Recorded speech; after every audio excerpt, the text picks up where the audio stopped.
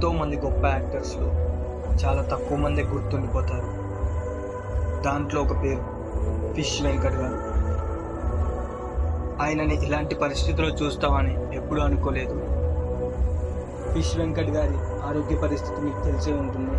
ఆయనని ఇక్కడే బోడుప్పల్లో RBM hospital admit చేశారని తెలిసింది. మాకు తెలుసు మమ్మల్ని రానివ్వరని, కానీ కొంచెం రిస్క్ అయినా చూడాలనిపించింది సార్ని. ఇందాకే 5 o'clock టైంకి వెళ్ళాం. సార్ రూమ్లో అయితే ఫొటోస్ అండ్ వీడియోస్ అలౌ లేదు. సో పాత వీడియోస్ డిస్ప్లే చేస్తున్నాను, చూడండి కండిషన్ ఎట్లుందో సార్ది.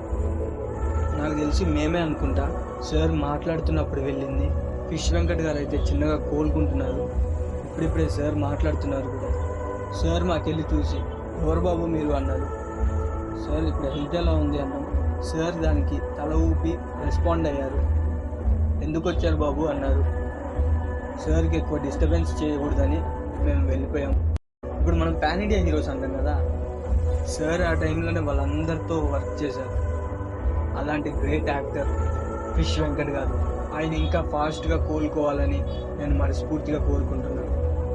Get well soon fish Venkat గారు.